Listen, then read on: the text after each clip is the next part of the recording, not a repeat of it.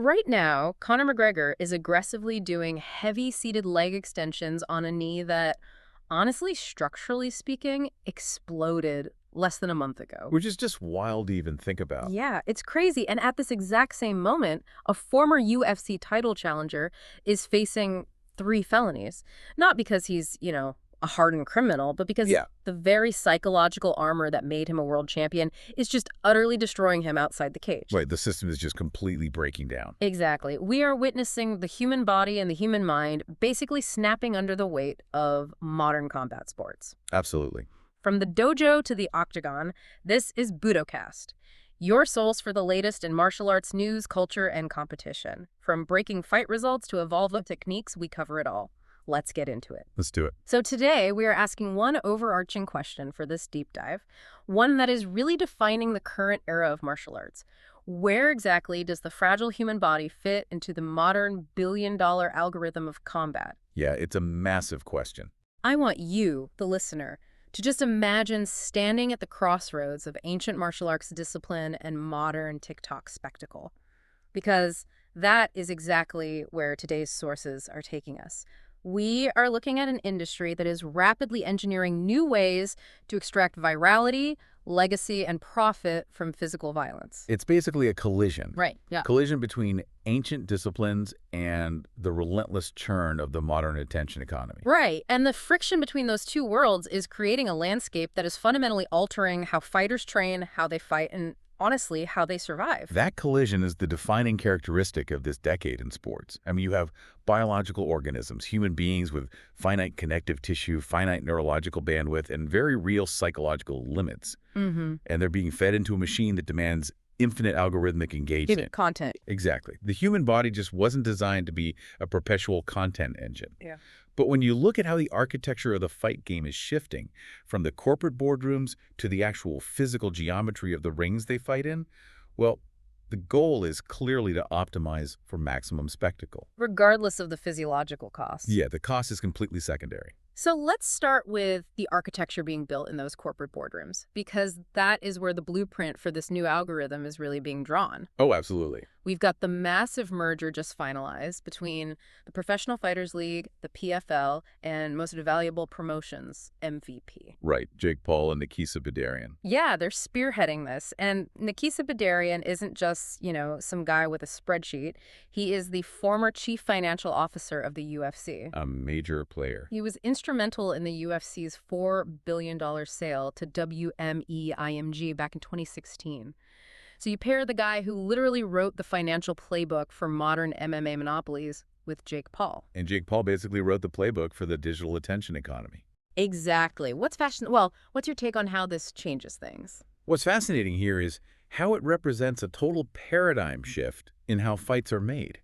I mean, the traditional model of combat sports was meritocratic matchmaking. Right. You build contenders up a ladder. Exactly. The number 2 guy fights the number 1 guy, and the winner gets the champion. Simple enough. But what Bedarian and Paul are engineering with the PFL merger is what we can call attention economy matchmaking. Oh, I like that term. Yeah, because the algorithm doesn't care about a fighter's ranking. It cares about their engagement metrics, their cross-platform reach, and their ability to trigger a cultural moment. Which is exactly what we saw when they sat cage side at the PFL New York event at the UBS Arena. They weren't just scouting talent, were they? No, not at all. They were scouting scalable assets. But here is the tension in that strategy. You can build all the hype in the world on social media, but eventually the cage door locks. The fight actually has to happen. Right.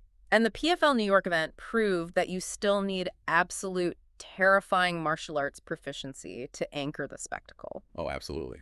Usman Nurmagomedov defending his lightweight title against Archie Colgan was a perfect example. Colgan came in at 13-1, a highly credentialed wrestler, and Usman completely dismantled him in the first round. It was clinical. Let's actually break down the mechanism of that knockout, because it perfectly illustrates the terror of the Dagestani striking meta. Yeah, please do. Usman didn't just throw a lucky head kick. He exploited Colgan's neurological wiring. How so? Well, when you fight a Nurmagomedov, your entire central nervous system is hyper-fixated on the threat of the takedown. Every time Usman twitches his hips, Colgan's hands instinctively drop to dig underhooks or defend his legs. He's basically terrified of going to the ground. Right. So Usman spent the first 2 minutes conditioning that exact response with level changes. Then he feints the level change, freezing Colgan's defensive posture, and brings the kick seamlessly over the top. The left hook and the ground and pound that followed were academic. Usman completely hijacked Colgan's defensive reflexes. It's just a masterclass in exploiting human reaction times. And we saw a similar level of pure dominance in the co-main event with Dakota Decheva. It was incredible. She stepped into the cage against Denise Kielholtz after more than a year away and put on an absolute striking clinic, moving her record to 16-0. She didn't look like an algorithmic asset, you know? Yeah. She looked like a generational martial artist. Exactly. So the PFL has this fascinating duality right now. You've got the viral marketing of Jake Paul layered right over the absolute technical mastery of fighters like Decheva and Usman. And they really need that duality to survive, because if it's all spectacle and no substance, the hardcore fan base abandons ship. Right. But if it's all substance and no spectacle, you just don't generate the revenue required to sustain a global promotion. It's a tough balancing act. But the PFL isn't the only entity trying to hack this equation, right? The bare-knuckle scene is taking the algorithmic optimization of violence to a terrifying, literal extreme. Well, they absolutely are. This brings us to bare-knuckle boxing, BKB, and their recent merger with BYB Extreme. They are now claiming to have surpassed BKFC as the largest professional bare-knuckle promotion in the world. Which is a massive claim. It's huge. And their broadcast reach is undeniable. Vice's TV, TalkSport, Telemundo. They even claim to be the most viewed live sports property on TikTok. Their digital footprint is insane. But they didn't achieve that just by, taking the gloves off. They actually manipulated the physics of the fighting environment. Yeah. They patented the Trigon ring. Yes. This is perhaps the most audacious biomechanical experiment in modern combat sports. The Trigon ring is literally an equilateral triangle. 3 sides, 3 corners. Okay, let's unpack this. A triangle ring. On paper, it sounds like a gimmick you'd see in a 1990s Jean-Claude Van Damme movie. It really does. Doesn't taking away the angles just result in fighters instantly clashing into a messy clinch? We see this in bare knuckle all the time. When you remove space, it often devolves into a stalling hugging match. Right, which isn't great for views. Exactly. So how does a stalling clinch equate to TikTok virality? Is this about evolving martial arts technique or just engineering faster knockouts to feed the algorithm? It's a very valid question, but we have to look at the geometry of the clinch itself. Okay, break it down. In a traditional boxing ring, the squared circle, the corners are 90 degrees. In the UFC's octagon, the interior angles are 135 degrees. Those obtuse angles provide space. Right, breathing room. Exactly. When an outboxer gets pressured, they can use lateral movement to slide along the ropes, pivot, and escape. If they do get cornered, a 90-degree corner gives them enough physical space to tie up their opponent. They can establish underhooks and stall for a referee break. Precisely. But in an equilateral triangle, the corners are 60 degrees. So the corner is literally sharper and tighter. Dramatically so. The mathematical reduction in square footage is significant, but it's the acuteness of those 60-degree corners that changes everything. How does that affect the fighters in the moment? You physically cannot stall in a 60-degree corner because there simply isn't enough spatial volume to properly frame your hips and establish a defensive clinch. Wow, okay. If you take a step backward in a Trigon ring, you are instantly funneling yourself into a physical trap where your opponent's forward pressure compresses you. It heavily penalizes defensive, elusive footwork. Like Floyd Mayweather, right. Exactly. Think about a defensive master like Mayweather. His entire shoulder roll, rope-a-dope ecosystem relies on the spatial freedom of a traditional ring. In a triangle, that ecosystem just collapses. So it's literally an environment engineered to eliminate defensive fighting. It forces a high-speed car crash right in the center of the ring. That's exactly the point. BKB has an event coming up on August 29th in Miami, headlined by Yuriorkis Gamboa. And Gamboa is a former WBA and IBF boxing champion. He's a legend. Right. But he has spent decades mastering the geometry of a square. Now he has to relearn his entire spatial awareness for a triangle at the tail end of his career. Right. It feels like putting a thoroughbred racehorse on a motocross track. It is an environment optimized for the attention economy. Plain and simple. Yeah. It guarantees violent collisions because it mathematically eliminates the possibility of a slow-paced, tactical outside fight. Which is perfect for social media. Right.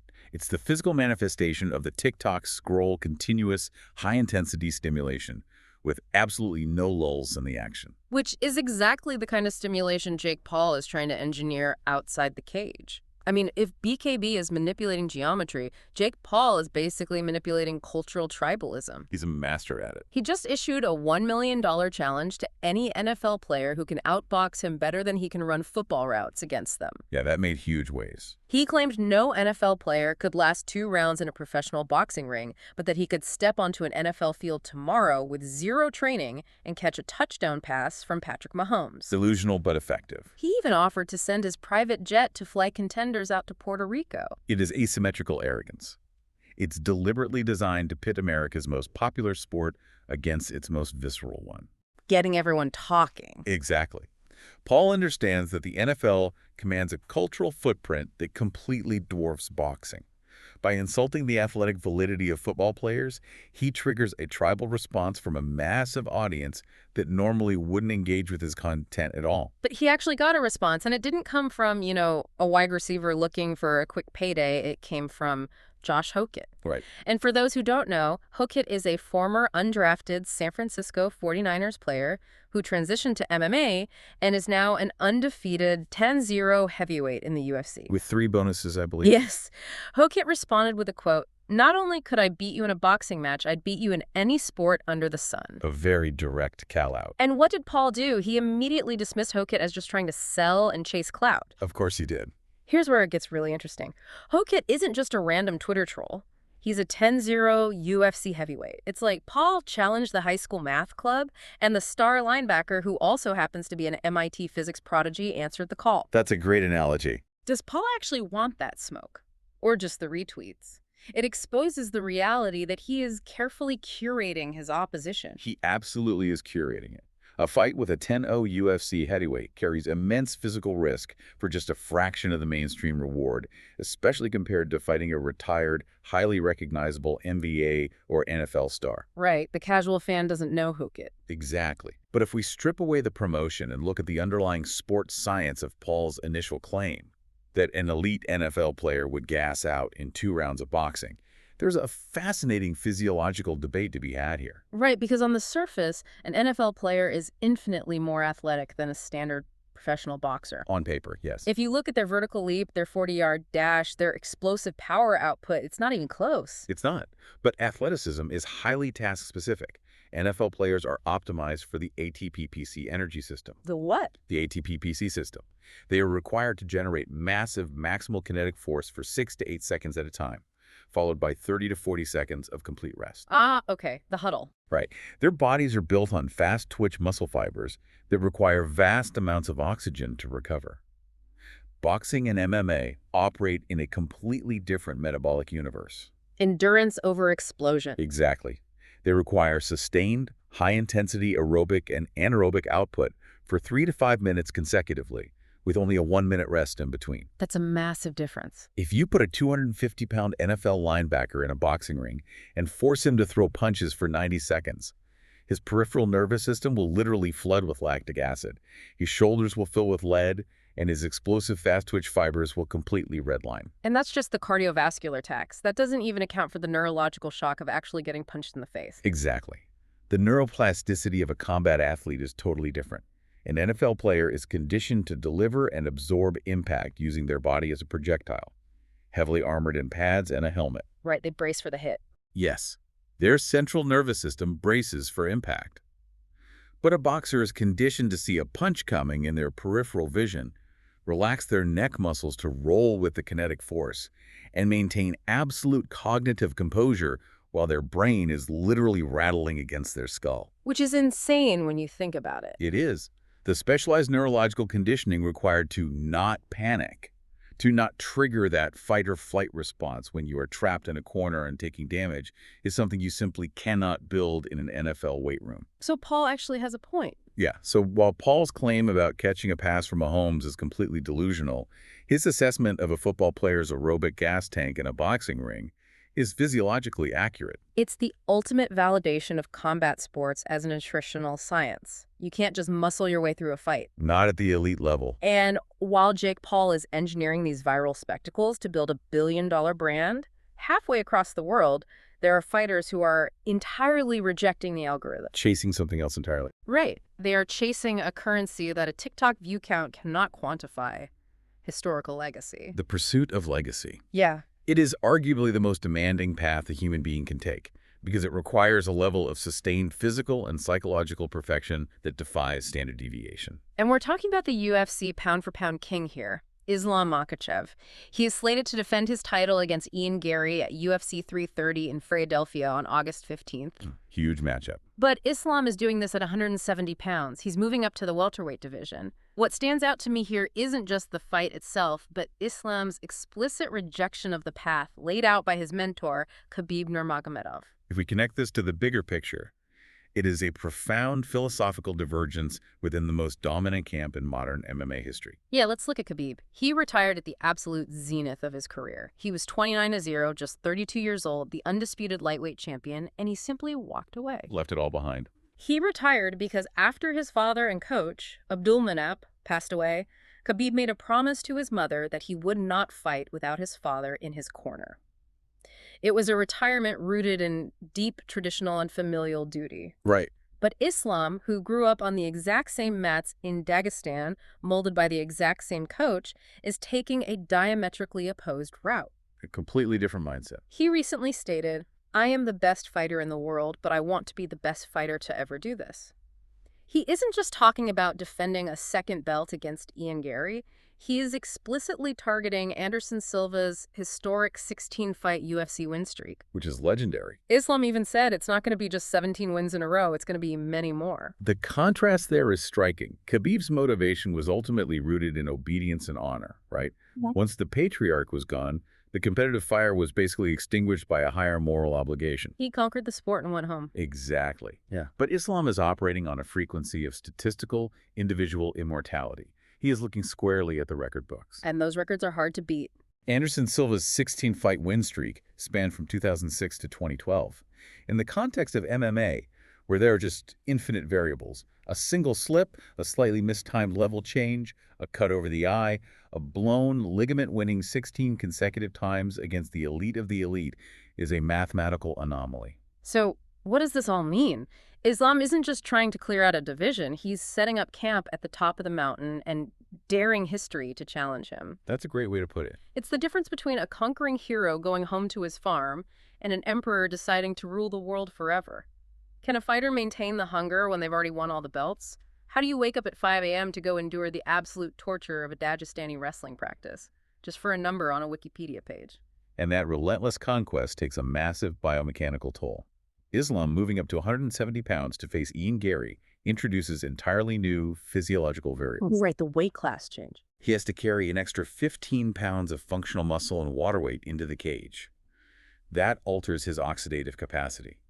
His heart has to pump blood to a larger muscular frame, which drains his cardio much faster. Plus, Gary is huge. Right, he's facing a fighter in Gary who has a significantly longer reach, a higher center of gravity, and strikes from entirely different spatial angles than the 155-pounders Islam is used to fighting. And he's doing all this while the global churn of contenders is just constantly bubbling up underneath him. The sport never sleeps. Just look at the recent results from the UFC Belgrade post-fight press conference. You had Uros Medic making incredibly quick work of Daniel Rodriguez. The flawless performance. And Navajo Sterling taking out Jan Blachowicz. The wolves are always at the door in this sport. Every year, a new crop of young killers enters the promotion with new techniques, better nutrition, and 0 miles on their odometers. That is what Islam is choosing to face, over and over again, to chase a ghost like Anderson Silva. That is the price of immortality. You cannot just master the era you were born into. You have to evolve fast enough to master the era that comes after you. It's heavy stuff. Yeah. Legacy, immortality, the biomechanical toll of greatness. But before we dive deeper into the raw, traditional roots that built this discipline, let's take a quick breather to hear from the sponsors that keep the show running. Sounds good. Before we dive deeper, shout out to our sponsors. First up, Elite Sports, leaders in premium fightwear for BJJ and MMA. Whether you're rolling or striking, they've got gear built to move with you. Check them out at elitesports.com. Awesome gear. And if you're a school owner looking to optimize your dojo's performance, you need to check out Lotus by Open Black Belt. It's the ultimate management software for tracking ranks, attendance, and billing.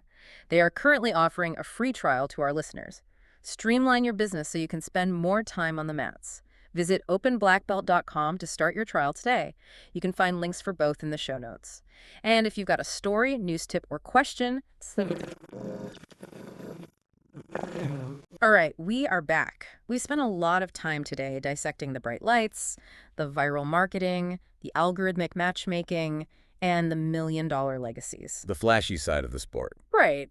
But I want to strip all of that commercialism away for a minute and look at two events that bring martial arts back to its absolute raw foundation: discipline and duty. This is a vital pivot because Yeah. it really contextualizes why these physical practices were developed in the first place, long before there were pay-per-view points or TikTok views to chase. Exactly. On August 1st, at the Ohio Wushu Academy in Columbus, you have the USA International Martial Arts Championships and supplemental Kung Fu trials. A fantastic event. This isn't about a massive purse or a viral knockout. It's a premier competition dedicated to the mastery of traditional and contemporary Chinese martial arts wushu, tai chi, kung fu. And it actually includes the team trials to qualify athletes for the U.S. team at the One Old Kung Fu Championships. It's all about precision and dedication. These athletes are dedicating their lives to the absolute mastery of form, kinetic chaining, balance, and traditional weaponry, entirely outside of the mainstream spotlight. It is the bedrock of martial discipline. The biomechanical control required for high-level wushu is extraordinary. I can only imagine. It requires a profound connection between the central nervous system and the musculoskeletal system. Every movement is deliberate, generating power from the ground through the hips and extending to the fingertips or the weapon. Which translates to modern combat. Oh, absolutely. It's the exact kinetic chaining that modern MMA fighters use to throw a knockout punch, but it's practiced here for the sake of absolute perfection rather than destruction. But if you want to talk about taking that physical control and pushing it to an unimaginable extreme for the sake of duty, look at the footage coming out of Da Nang, Vietnam. Unbelievable footage. It's for the 2026 People's Public Security Sports, Martial Arts, and Military Games. Think about the last time you tried to do a heavy set of squats at the gym and you felt that deep lactic acid burn in your quads, that feeling where your body is just screaming at you to stop. We've all been there. Now imagine feeling that while pulling a specialized military vehicle that weighs tens of metric tons, using a harness attached to your body, and it's pouring rain, and you're doing it in front of thousands of people. The scale of the Da Nang exhibition is just difficult to comprehend. We're talking over 2,000 public security officers participating in extreme physical feats. In the heavy rain, no less. Yeah. Nighttime military firearms, shooting with explosive effects, cavalry troops demonstrating shooting skills while riding horseback. And the Qigong exhibitions. We are talking about Special Forces officers walking barefoot on blazing hot coals, breaking fire sticks over their own bodies. It defies logic. When I watched this, I realized this is the ultimate contrast to the Jake Paul era of martial arts. In MMA or crossover boxing, the pursuit is intensely individualistic. It's about personal legacy, wealth generation, and individual glory. The fighter is the product, and the suffering is for entertainment. Right. But these 2,000 Vietnamese officers are not performing for a Vicey TV contract. They are demonstrating the readiness, the discipline, and the physical superiority of the state apparatus. They are enduring extreme physical trauma to prove their readiness to protect society. The psychological framing here is what's critical. The mechanism of suffering is identical. Pain is pain. Right? The human body experiencing the thermal conductivity of hot coals or the crushing physical load of a 10-ton truck feels the exact same nociceptive pain signals as a fighter taking a vicious leg kick. But the why alters how that pain is processed by the brain. How does that work? When you practice Qigong, you are actively utilizing the gate control theory of pain. By aligning breath, movement, and extreme mental focus, the brain modulates the descending pain pathways, essentially blocking the nociceptive signals from registering as agony. Whoa. When that pain is endured for collective duty rather than individual gain, it becomes a symbol of sacrifice. The psychological conditioning allows these officers to endure physical trauma that would instantly break an untrained individual. It's fascinating. If you think about it, Pulling a 10-ton vehicle or walking barefoot on hot coals is the ultimate Trigon ring. That's a profound way to look at it. It's an environment designed to test your absolute limits. But instead of doing it for a viral moment, they're doing it to prove their readiness to protect society.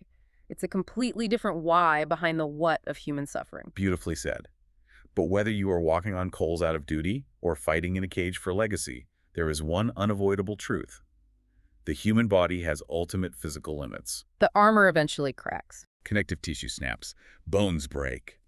Which brings us to a situation that has the entire sports medicine community scratching their heads. You're talking about the fallout from UFC 329, right? Yes, the structural integrity of Conor McGregor's knee. The fight against Max Holloway was supposed to be the greatest comeback in sports history. The hype was unreal.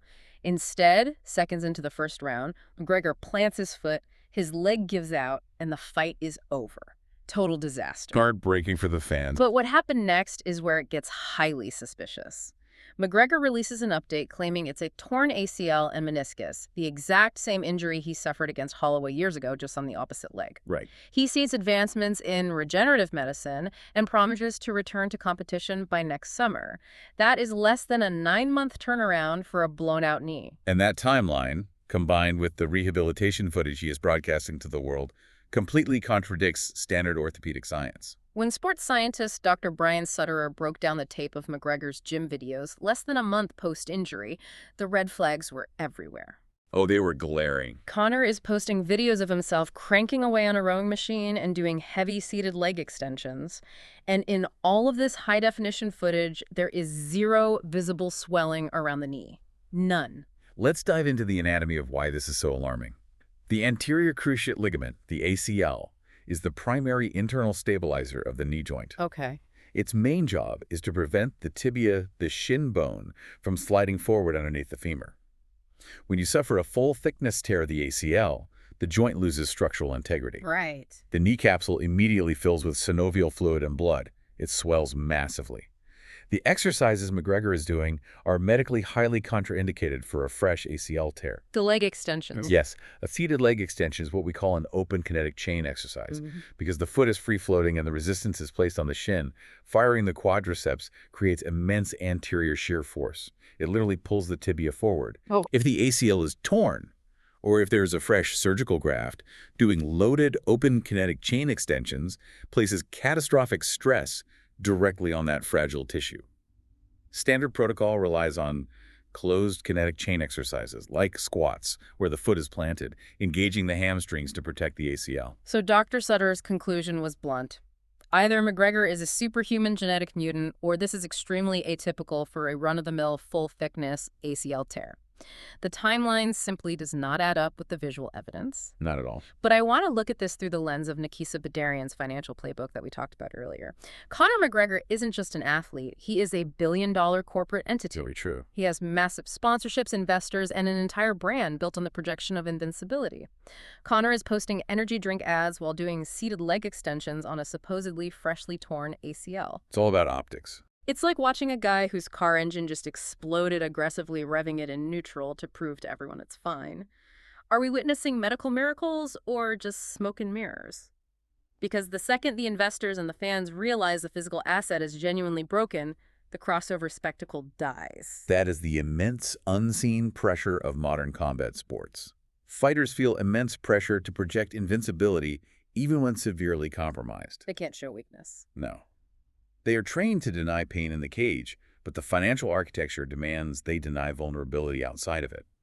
Elite athletes do have access to stem cell treatments, PRP injections, and hyperbaric chambers that can optimize healing. It's also possible the tear was partial, not full thickness. Right, we don't have his medical charts. But the aggressive projection of normalcy is a desperate attempt to maintain narrative control. The danger is that if he actually attempts to fight in 9 months on a compromised knee, he risks suffering a career-ending catastrophic failure of the joint. And while fans and doctors obsess over torn ACLs and physical swelling things we can actually see, the most devastating injuries in combat sports are often entirely invisible. This is the most difficult reality of the sport, and it's a systemic crisis that the industry is largely unequipped to handle. We have to discuss the breaking news regarding former UFC title challenger Anthony Smith, and we will report the facts impartially here. Of course. Smith was arrested in Nebraska on 3 felony charges. attempted first-degree domestic assault, terroristic threats, and first-degree false imprisonment.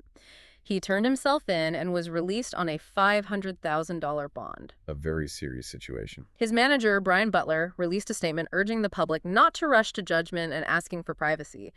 But most importantly, we have to look at the heartbreaking statement from Smith's wife, Makhachev. Yes. She affirms her love for him, calls him a good man and a great dad, and she explicitly states, "They made a mental health struggle into something it wasn't. I am safe and always was safe. He would never hurt me, ever.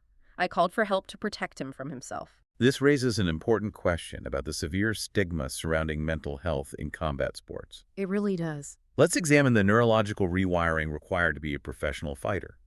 When a normal human being is locked in a cage with someone trying to render them unconscious, the amygdala triggers the fight-or-flight response. Panic sets in. Exactly. Yeah. The parasympathetic nervous system screams at you to flee. To become a world-class fighter like Anthony Smith, you have to spend a decade systematically overriding your own survival instincts. You have to run towards the danger. You are actively trained to suppress pain, ignore fear, and push forward through severe trauma. You build a specialized psychological armor that allows you to survive in an environment of extreme violence. But we cheer wildly when these guys turn on the killer instinct in the octagon. The crowd goes crazy, but society has virtually zero infrastructure to help them turn it off when they go home. None. There is no off switch. Is the very psychological armor that makes someone a world-class fighter also what makes them so incredibly vulnerable when the gloves come off? It is the ultimate double-edged sword. Trauma conditioning creates hypervigilance.